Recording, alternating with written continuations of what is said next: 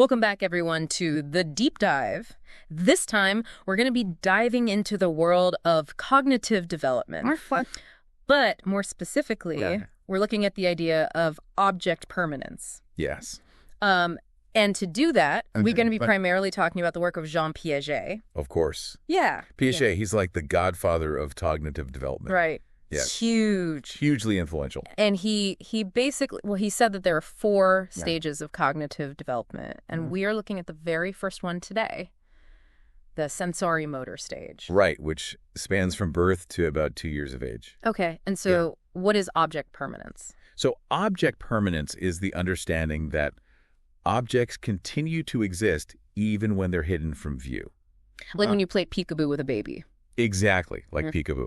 When you cover your face and then reveal it, the baby is surprised and delighted because they're just starting to understand that you didn't actually disappear, you were just hidden. So they're learning that even though they can't see you, you still exist. Exactly. They haven't fully grasped that concept yet. And Piaget basically, he broke down this, the sensory-motor stage into like 6 substages. 6 substages, yeah. So we're going to walk through those today. Let's do it. But before we do, I think it would be cool to talk about how Piaget actually went about studying this stuff. Right, his research methods. Yeah. Yeah, so Piaget, he was actually a biologist by training. Okay. So he brought this very observational approach to studying children. It's interesting that he was a biologist and he was studying psychology, It's true. Yeah, he kind of bridged those two worlds. Yeah. And you know, what's really fascinating is that he used his own children as his subject. I was going to say, could you imagine being Piaget's kid? Oh, I know, right. Every playtime was a research opportunity. He was constantly observing them, taking notes, trying to understand how their minds were working. Yeah. So instead of a formal lab setting, he was just watching them play and interact with the world. Precisely. He would set up little games, create scenarios, and just observe how his kids reacted. And from those observations, he was able to draw some pretty profound conclusions about how children's thinking develops. Yeah, and it's interesting because a lot of his findings have actually held up over time. They have, which is pretty remarkable. Yeah. You know, his methods might have been unconventional. Yeah. But his insights were incredibly valuable. Okay, so let's start walking through these substages. Let's do it. And the first one. Yeah. Stage 1, this is from birth to about 1 month. Right from the get-go. And what's going on in a baby's brain at this point? So, at this stage, babies are primarily operating on reflexes. Their world is very much centered on their immediate sensations and motor responses. So things like grasping, sucking, rooting, these are all reflexive behaviors. They're not really thinking about the world in a complex way yet. So no object permanence. No object permanence at this point. Out of sight, truly out of mind. Okay, so then we move into stage 2. Yes. This is 1 to 4 months. 1 to 4 months, yep. Then what's going on here? So this is when we start to see what Piaget called primary circular reactions. And this is where things start to get interesting. Okay, explain that. Okay, so imagine a baby accidentally kicking their legs and then realizing, hey, I can do that again. And then they keep doing it over and over. They're basically discovering their own bodies and their ability to make things happen. That's so cute. It is. And these repeated actions, they're not just random movements. They're actually laying the groundwork for a deeper understanding of cause and effect. So that's like a building block for the... Exactly. It's a foundational step towards understanding that their actions can have consequences in the world. Okay, but they're still not... Not quite there yet with object permanence. Really searching for objects when they're hidden? Right. They might follow an object with their eyes as it moves, but once it disappears, it's gone from their world. Piaget actually observed this with his own son, Laurent. Okay, what did he do? Well, he would repeatedly peek at Laurent from the same spot. And even when Piaget was out of sight, Laurent would continue looking towards that spot. So it's like he had an expectation that something might be there. Exactly. Like a glimmer of understanding. Yeah, but not quite. Not quite there yet. It's what Piaget called passive expectation. They're not actively searching, but there's a hint of awareness that something might still exist even when it's hidden. That's so interesting. It is. And it sets the stage for the next stage where things really start to take off. Okay, I'm hooked. What happens next? Well, get ready for stage 3, where those little detectives really start to put their skills to work. So stage 3 is where we start to see what Piaget called secondary circular reactions. Secondary circular reactions. Yeah, so remember, in stage 2, those primary circular reactions were all about the baby's own body, right? Like kicking their legs. Right, right. In stage 3, it expands outwards. Now they're interacting with objects in their environment. Okay, so like what? So think about a baby shaking a rattle or banging on a drum. They're realizing, hey, if I do this, something cool happens. Oh, so like cause and effect. Exactly. And this is also where we see the first real glimpses of object permanence emerging. Okay, how so? Well, now babies will start to search for partially hidden objects. Partially hidden. Yeah, like if you cover a toy with a blanket but leave a little bit sticking out, they'll try to pull the blanket away. Oh, so they understand that the object is still there. Yeah, they get that it's not completely gone. They just have to figure out how to get to it. So they're getting close. They are. But their understanding is still tied to their own actions. Wow.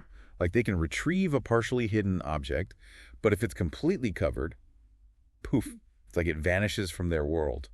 So it's like they haven't quite separated the object from the action of uncovering it? Right. It's still all connected in their minds. That makes sense. Piaget actually observed this with his daughter Lucienne and her toy goose. What happened? So if he hid the goose completely, she wouldn't look for it. But if even just a tiny bit, like the beak was sticking out, she'd try to pull it out. So it's like the visible part serves as a reminder. Exactly, like a little clue that, hey, the rest of the goose is still there somewhere. So it's a step in the right direction. It is a fascinating step. But we're just getting started. Get ready, because the next stage, things get really interesting. Oh, I'm intrigued. What's next? Stage 4, this is where we see that famous A not B error. A not B error, that rings a bell, but I need a refresher. Okay, so imagine you have 2 blankets and a toy. You hide the toy under blanket, A, and the baby finds it no problem. Yeah. Then right in front of the baby, you move the toy to under blanket B. Man. Even though they saw you move it, guess where they look?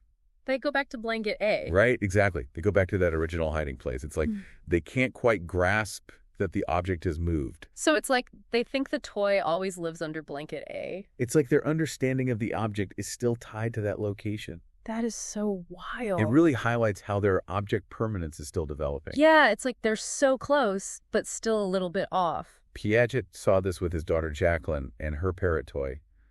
She'd find it under cushion A, and then even when he moved it right in front of her, she'd keep looking in that first spot. So their understanding of the object is still connected to the place where they first found it. Exactly. It's not yet a truly independent entity in their minds. Okay, so they're on their way, but not quite there yet. What happens next? Well, stage 5 brings a whole new challenge. The idea of visible versus invisible displacements. Okay, break that down for me. So in this stage, children can now follow visible displacements, meaning they can track an object as it moves from one hiding place to another. So if I hide a ball under a cup and then slowly move the cup to a different spot, they'll follow along. Exactly. They can keep track of where the object went because they can see it the whole time. Right. But they still struggle with invisible displacements. Invisible displacements. Yeah, this is where the object is moved when they're not looking. So they have to infer its new location. So like if I put a coin in a box and then secretly slip it into my pocket when they're not looking? Exactly. They'll still look in the box even though the coin is long gone. So it's like they haven't quite grasped the idea that things can move when they're not looking? Right. Their understanding is still very much tied to what they can directly observe. Okay, so that's a tough one. It is, but it's an important step because they're starting to develop those mental representations of where things might go. Right, like they're starting to picture it in their minds. Exactly. But it's still a work in progress. Definitely. There's one more crucial stage to go before they fully master this concept. Okay, I'm ready for the grand finale. All right, bring on stage 6. This is where true object permanence takes center stage.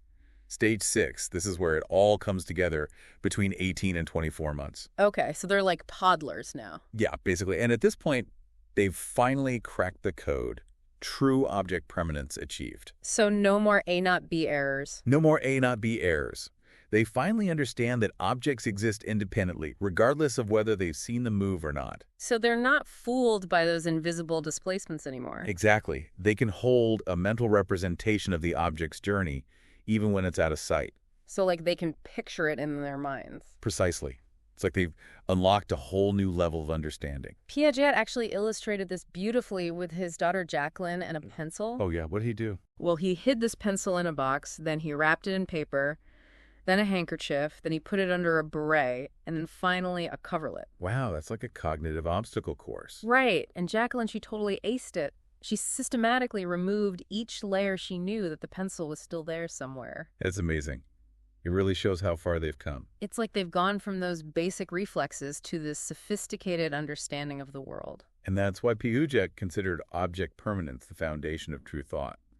It marks the beginning of mental symbolism. So they're not just reacting to what's right in front of them anymore. Exactly. They're using their minds to represent objects and ideas even when they can't see them. So it's a huge cognitive leap. It really is. It paves the way for all sorts of future learning and development. So we've followed this incredible journey from those first few months of life to this milestone of true object permanence. That's fascinating stuff, right? But it's important to remember that Piaget's work, while groundbreaking, has been the subject of a lot of debate and further research. Right. Science is always evolving. And our understanding of object permanence has continued to grow since Piaget's time. So what are some of the things that researchers have been exploring since then? Well, one of the big areas of discussion has been the age ranges that Piaget proposed for these stages. Okay, so like maybe those stages aren't as clear-cut as he initially thought. Exactly. Some researchers argue that cognitive development is more of a continuous process rather than these distinct steps. So like a gradual unfolding of abilities? Yeah, more like a spectrum than a staircase. That makes sense. And there's been some research suggesting that object permanence might actually emerge even earlier than Piaget proposed. Yeah, there have been studies using different methods that have found evidence of object permanence in infants as young as 2.5 months old. Wow, that's pretty amazing. So those little brains are working hard from the very beginning. They really are, and those findings have sparked some interesting discussions about the nature and timing of object permanence. So it's still a topic of ongoing research. Absolutely. There's always more to learn. But even with all the ongoing debate, Piaget's work has had a profound impact on how we think about cognitive development. His observations and insights were truly revolutionary, and they continue to inform how we approach education and parenting. So what does all this mean for us as parents, caregivers, educators? Well, I think the biggest takeaway is that understanding how object permanence develops can help us better support infants and young children. So like we can provide them with age-appropriate toys and activities. Exactly like peekaboo. It's not just a fun game. It's actually helping them grasp this crucial concept. And it's not just about games. It's about how we interact with them, how we respond to their explorations. If we understand where they are in their cognitive journey, we can create an environment that fosters their curiosity and learning. It's like we're given this amazing window into their minds. And by understanding how their minds work, we can better nurture their development. So as we wrap up our deep dive into object permanence, I encourage you to observe the infants in your own lives. Watch how they interact with the world, how they react when something disappears. You might be surprised by what you notice. Those seemingly simple actions can reveal so much about their developing minds. It's a fascinating journey to witness, and it reminds us of the incredible capacity for learning and growth that exists within each of us. So keep exploring, keep observing, and never stop marveling at the wonder of a developing mind.